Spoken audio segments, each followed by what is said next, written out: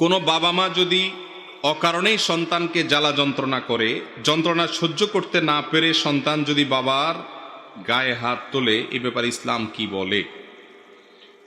ভাইরা আমার, বাবা মা যদি সন্তানের প্রতি জুলুম করে, অত্যাচার করে, অবিচার করে, অনাচার করে, সন্তানকে গালমন্দ করে, অহেতুক কষ্ট দেয়, তাহলে সেটা বাবা মায়ের জন্য জায়েজ না না জায়েজ? সিদ্ধান্তহীনতা ভুগছেন আপনারা। বাবা মা যদি সন্তানের প্রতি জুলুম করে, কষ্ট দেয়, অবিচার করে, অত্যাচার করে, সেটা বাবা মার জন্য জায়েজ না না জায়েজ? পৃথিবীতে কারোর জন্যই জুলুমকে আল্লাহ তাআলা হালাল করেন নাই। বাবা মা হয়েছেন ভালো কথা, তাই বলে সন্তানের প্রতি জুলুম করার অধিকার তাদের নাই।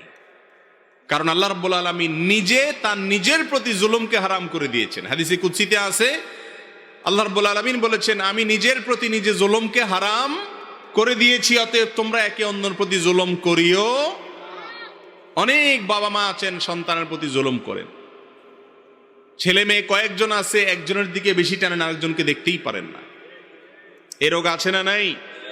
খবরদার, ভালো করে শুনে রাখেন। নোমান ইবনে বাশির রাদিয়াল্লাহু তাআলা আনহুর বাবার যে হাদিস, নবী সাল্লাল্লাহু আলাইহি সাল্লামের কাছে এসে বলেছেন, ইয়া রাসূলুল্লাহ, আমার এক সন্তানকে কিছু সম্পদ দিয়েছি। নবীজি বললেন, তোমার তো আরো আছে সন্তান, সবাইকে দিছ? বলে না, শুধু একজনকে দিস।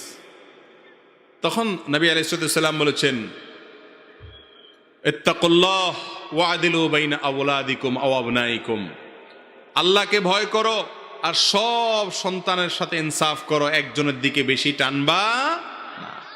এমনকি এক সন্তান যদি বেশি খেদমত করে, আদর যত্ন করে, সেজন্য আপনি তাকে একটু জমি লিখে দিবেন, সম্পদ দিয়ে দিবেন, অন্যদেরকে দিবেন না, এটা জায়েজ নাই। এই হারাম কাজটা অনেক মা বাবা করে থাকেন।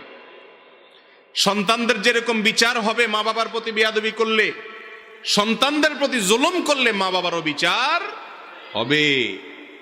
শুধুমাত্র ওয়াজ মাতা পিতার অধিকার নিয়ে করলে হবে না, সন্তানের অধিকার নিয়েও ওয়াজ করতে হবে, সেটাও ইসলামে আছে না নেই? অতএব মা বাবারাও সাবধান থাকতে হবে। কিন্তু কোনো বাবা যদি সন্তানের প্রতি জুলুমও করেন, অবিচারও করেন, সেই অবিচারের বিচারের একমাত্র দায়িত্ব শুধুমাত্র কার? সেই অবিচারের বিচার করার দায়িত্ব সন্তান কখনো হাতে তুলে নিতে।